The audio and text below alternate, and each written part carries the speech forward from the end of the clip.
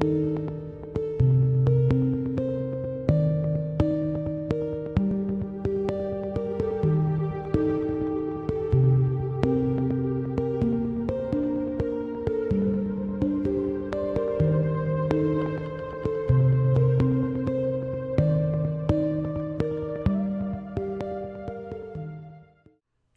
tout le monde, comment allez-vous? J'espère que vous allez bien. Pour ma part, ça va super bien.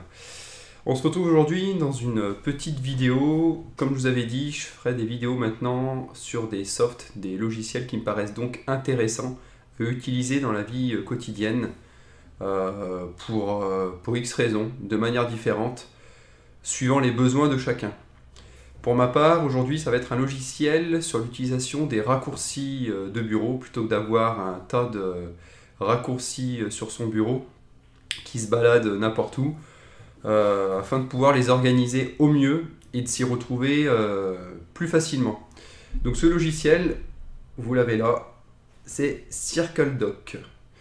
Donc pour ma part, je l'ai déjà lancé, donc il est en fond de tâche, il ne se voit pas. Donc vous double-cliquez dessus une fois le programme téléchargé, CircleDoc, et ça vous donne donc voilà cette présentation là.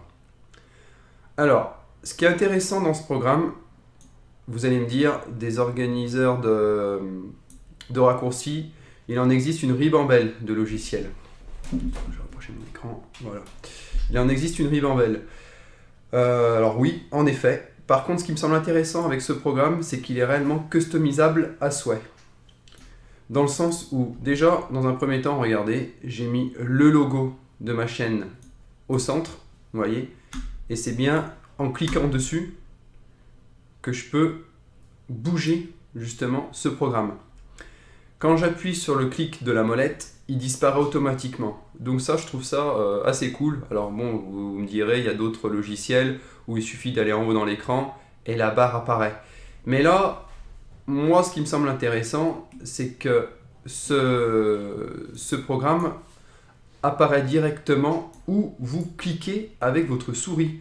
Donc si avec votre souris, vous êtes par exemple ici, vous cliquez, et là, le logiciel apparaît. Et ce, même si vous êtes sur une page web en question, vous allez directement faire, donc moi je l'ai configuré sur le bouton du milieu de la souris, sur la molette. Quand je clique sur ma molette, le logiciel apparaît là où je clique. Donc si vous êtes sur une page web, il apparaît en premier plan, et il n'est pas forcément en fond de tâche ou autre, donc c'est assez sympa. Avec le logo, comme je vous ai dit, donc, de ma chaîne, et là, tous les raccourcis. Alors tous ces raccourcis-là, pour ma part, sont en adéquation avec l'utilisation de ma chaîne YouTube. Vous allez vous retrouver donc ma webcam, le logiciel Audacity, un autre logiciel d'enregistrement de son Skype, audio repeater, donc ça les deux vont ensemble, c'est pour créer des câbles audio virtuels, ça pour couper plus facilement, donc je l'utilise plus trop.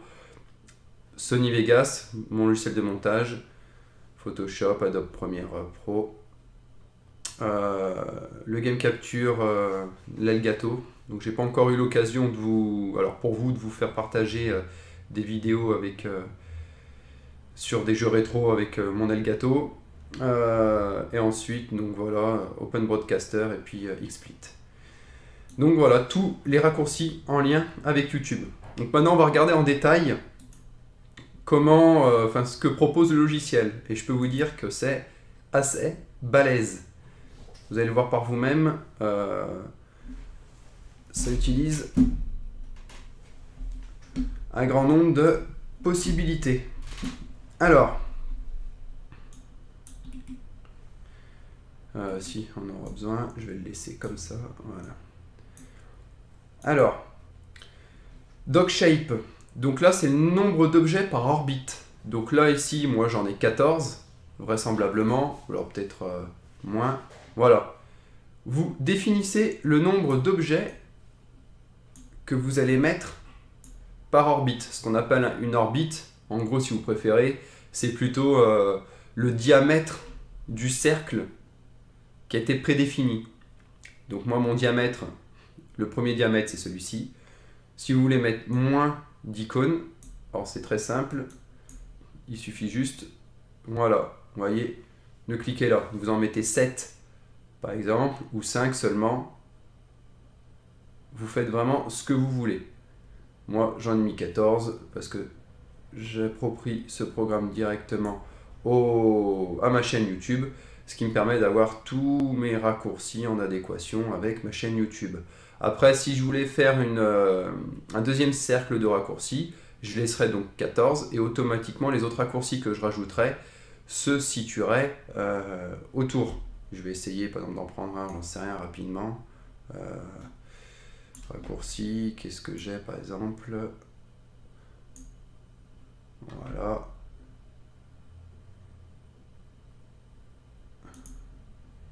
Voilà. J'ai mis un autre raccourci, vous voyez, ici. Donc forcément, voilà, j'en avais 14, j'en ai rajouté un 15e, il se placera automatiquement sur le second cercle. Donc sur la seconde orbite, comme il l'appelle. Voilà, comme je vous ai dit, moi c'est pour YouTube. Après, si vous voulez faire d'autres choses, c'est vraiment personnalisable. Là, soit j'aurais très bien pu mettre mon premier contour pour mes vidéos, mon deuxième contour pour le traitement d'image ou autre. J'avais pas assez de logiciels vidéo pour me permettre de faire une orbite pour mes vidéos, une orbite pour autre chose, etc. Donc moi, en tout cas, enfin pour ma part, je l'ai configuré de cette manière-là. Allez, j'enlève, et voilà. La séparation donc, entre les orbites. Donc ça aussi, vous pouvez configurer voilà, la séparation entre les orbites. Vous pouvez vraiment faire ce que vous souhaitez. Vous avez ici d'autres options. Vous voyez, rayon minimum, ellipse, ligne. Donc ça, après, vous verrez par vous-même. Moi, ce qui me semble être utile déjà dans un premier temps, c'est de savoir combien on peut mettre d'objets dans une orbite. Et puis après, pour faire vous-même le nombre de raccourcis que vous souhaitez par orbite. Ensuite, éléments. Ça, c'est aussi également super intéressant. Donc regardez, à la base, vous risquez probablement d'avoir ce genre de choses. Alors je sais plus, vu que moi, ça fait un petit moment qu'il a installé le logiciel. Ou alors quelque chose de comme ça. Voilà, on va traiter l'opacité de la totalité des orbites qui viendront se placer autour du logiciel. Donc là, vous voyez qu'on est sur une opacité donc middle, donc moyenne, et plus on va baisser, donc du coup on va se retrouver sur de l'invisible. Donc on ne voit pas en fait le cercle, le diamètre de l'orbite extérieure. Donc après pareil, hein, vous pouvez configurer. Et également, alors ça c'est quand même assez intéressant, vous pouvez choisir votre orbite en question. Donc par exemple j'ai envie de mettre la planète, je vais mettre celle-là, pourquoi pas. Voilà. Je vais avoir la planète Terre en question. J'aurais pu en mettre un autre, je vais mettre celui-là par exemple. Ouais, ça va changer, j'avais même pas fait gaffe, vu que ça se ressemblait. On va mettre lui. On va mettre un qui sera peut-être plus parlant. Je sais qu'il y en a un qui est un peu des flammes, feu, flamme, ouais, voilà ça. Sun Icon, voilà, vous voyez. Donc vous pouvez vraiment mettre ce que vous souhaitez parmi ce qui est proposé. Donc là c'est sunicon.png. Donc le format d'enregistrement doit être PNG. Je vous dis ça parce que si vous voulez customiser vous-même et vous créer votre propre orbite, vous pouvez. Il suffit juste tout simplement d'avoir quelque chose d'assez sympa. Vous l'enregistrez en format PNG, vous le prenez et au moins ce sera votre orbite. Alors juste une petite précision, vous voyez bien que... Est-ce qu'on va le voir précisément ou non? Voilà. Je vais essayer de vous expliquer ça rapidement. Je ferai à la rigueur un tuto si ça en intéresse certains. Vous voyez que vous avez votre orbite, donc qui est modélisée de cette manière-là, les flammes, et autour vous avez un encadré blanc sur toutes les orbites. Vous voyez, ça fait bien un encadré blanc autour de l'orbite. Si vous prenez des logiciels basiques comme Paint ou autres, vous faites une orbite rapidement que vous enregistrez, vous allez vous retrouver avec votre encadré blanc autour de votre orbite sur le logiciel. Donc ça ne va pas faire votre orbite. Et là, autour, c'est transparent, vous voyez, on ne voit rien. Pourquoi? Parce qu'au préalable, enfin, ce qu'il faut faire, il faut utiliser dans l'idéal le logiciel Photoshop, créer votre orbite ronde, et les extérieurs, il faut vous créer un calque pour qu'en fait l'extérieur soit transparent. C'est-à-dire garder juste le contour de l'orbite au niveau du dessin, et le reste du calque, que ce soit transparent. Et ensuite, vous enregistrez l'image en format PNG, et vous aurez ce résultat. C'est-à-dire que vous ne verrez pas tout le blanc qui pourrait être, voilà. Voilà, j'ai modélisé de cette manière-là. Vous voyez, mon cadre bleu, en fait, mis à part l'orbite, tout le reste serait blanc. Donc ça ferait un peu dégueulasse, enfin, ça serait pas beau. Donc bien penser à faire un enregistrement sous Photoshop, si vous enregistrez, ou un autre logiciel, hein. Moi je parle de Photoshop parce que je connais Photoshop. Voilà, bien faire un enregistrement pour que ce soit transparent. Voilà, donc je vais remettre... de toute façon, bah, peu importe, hein, je peux laisser celui-ci. De toute façon, moi, voilà, opacité. Voilà, j'ai laissé comme ça, je trouvais ça plus sobre. Après, comme je dis, c'est personnalisable à souhait. Donc je préférais que ce soit de cette manière pour voir seulement mes icônes de raccourci. Donc on peut aussi voilà, personnaliser. Alors je vais essayer de voir ça. Voilà, la taille, vous voyez, plus je descends.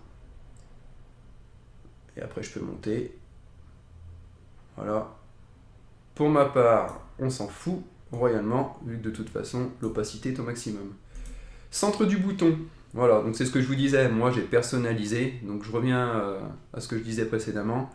Vous avez une ribambelle donc vous voyez, de boutons. Ça, ce sont les boutons qui viendront se placer ici au centre. Donc là, on voit bien qu'autour, c'est blanc, mais c'est été fait de telle manière qu'en fait, le calque autour du logo est transparent. Donc moi, quand j'avais créé mon logo, j'avais mes bordures blanches, et ça faisait un carré en fait avec mon logo. Donc j'ai dû passer par Photoshop pour extraire, faire une extrusion seulement de mon logo et ne pas avoir mon carré blanc. Et j'ai donc créé une transparence afin d'avoir au final ce que vous voyez là, mon logo, et c'est bien transparent autour, on ne voit rien. Pareil, taille opacité. Donc j'aurais pu, alors là c'est l'opacité en question, je peux la taille, je peux l'agrandir un peu, bon moi je laisse comme ça, ça me va bien. Et après d'autres options, alors là je suis pas allé vérifier exactement ce que c'était, voilà, je me suis vraiment intéressé à ce que je voulais avoir comme résultat au final. Bouton bascule, donc bouton bascule, alors centre du bouton, image, bouton bascule. Pareil, ça je ne sais pas bien, je ne sais pas exactement ce que c'est. Donc vous pourrez regarder. Doc item. Donc là pareil, ce sont les boutons autour. Vous pouvez les mettre tout transparents, mais ça ne servira à rien. On ne verrait plus vos raccourcis. Donc vous pouvez configurer, les mettre plus ou moins transparents. La taille également des icônes. Voilà. On va les remettre comme ils étaient à peu près. On va les remettre à peu près.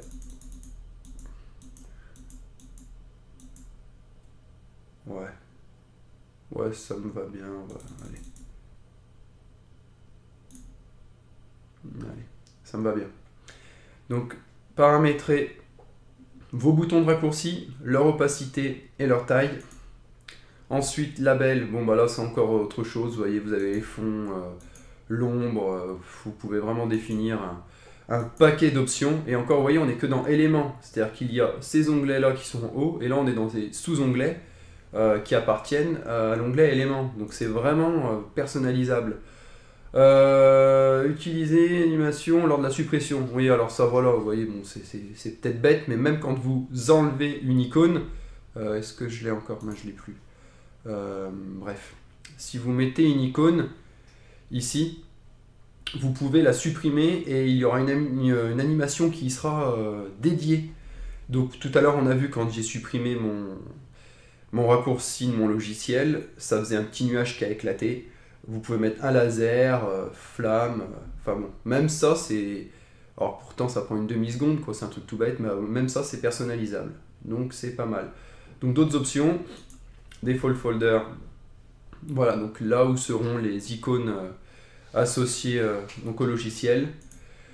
Et dossier stack, image par défaut de la pile de dossiers. Alors ça, vous voyez, je ne sais pas ce que c'est également. J'en ai pas eu pour ma part l'utilité. Animer une vidéo miniature, un dossier. Donc je ne sais pas. Encore une fois, comme je vous dis, une multitude d'options qui s'offrent à vous pour personnaliser votre logiciel. Autre chose intéressante. Alors moi, je vais utiliser la molette, faire tourner la molette. Vous voyez, vous pouvez faire basculer vos raccourcis, l'ordre des raccourcis. Moi j'ai mis Sony Vegas en haut, enfin je l'ai mis comme ça. Si je voulais vraiment avoir une autre icône en haut, je fais défiler et là voilà, j'ai mon XSplit qui se situe en haut de mon logiciel. Donc vous pouvez également modifier l'ordre des raccourcis où seront positionnés ces raccourcis autour de l'orbite. Moi j'ai mis mon XSplit là. Là, je mets voilà, mon Sony Vegas. Je les ai configurés de cette manière-là. Alors, pour faire clair, tout ce qui est vidéo, c'est ici. Ouais, j'ai même pas forcément bien mis correctement. Enfin bon, tout ce qui est traitement, en fait, on va dire, c'est ici. Tout ce qui est traitement vidéo-photo. Après, ici, c'est tout ce qui est partie enregistrement. Enregistrement vidéo. Ensuite, c'est tout ce qui est traitement son. Voilà.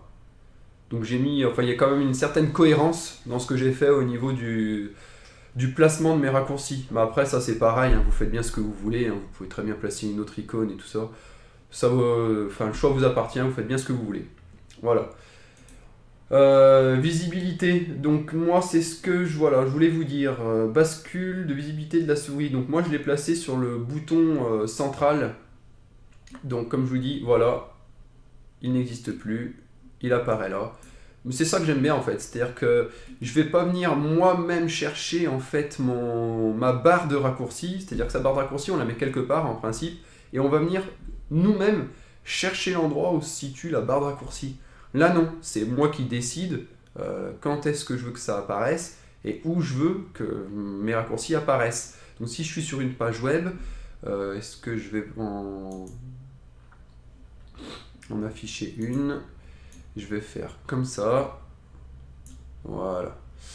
Si je suis sur une page web par exemple, vous voyez, je vais faire de cette manière-là. Et voilà, ma barre de raccourci apparaît en premier plan et ma page web est en fond de tâche. Donc c'est le logiciel qui vient à moi, entre guillemets, je vais dire ça comme ça. C'est le logiciel qui vient à moi, c'est non pas moi qui vais atteindre le logiciel en allant en haut, en bas, enfin en allant le chercher.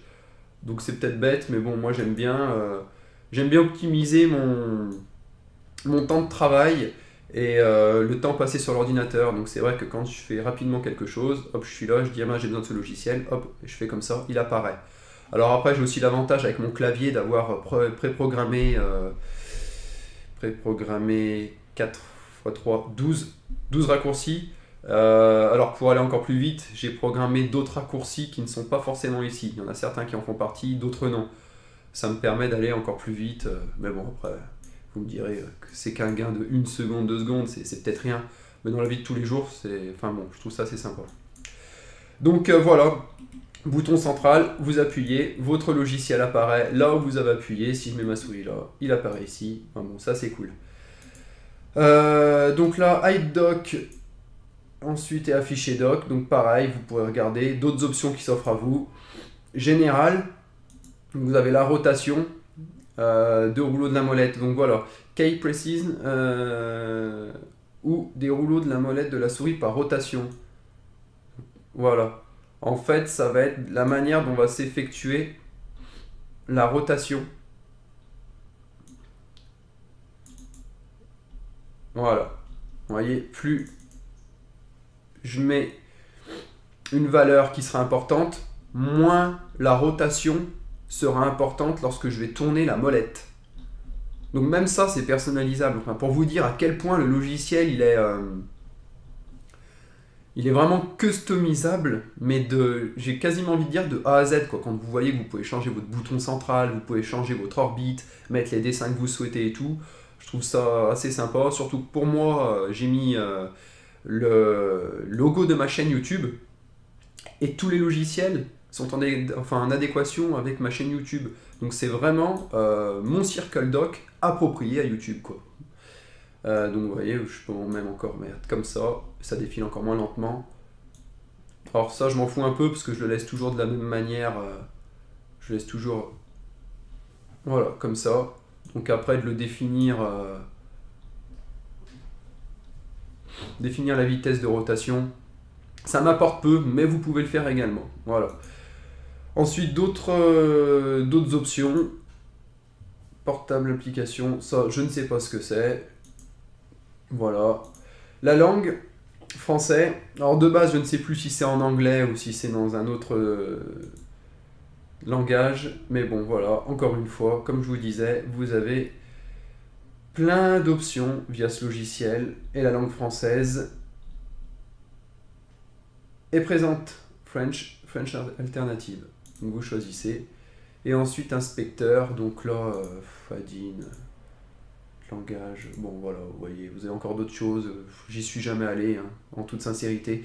Je me suis intéressé vraiment à ce que je voulais et j'ai trouvé mes options assez rapidement, des options personnalisables qui me conviennent tout à fait. Voilà donc pour cette petite présentation du logiciel. Je remontre juste une fois que vous avez lancé le logiciel comment atteindre tous ces paramètres. Vous allez dans Dock paramètres, là aussi vous avez une multitude de choses. Bon, ce qui nous intéresse c'est Dock paramètres, vous cliquez dessus, vous avez chargement des paramètres.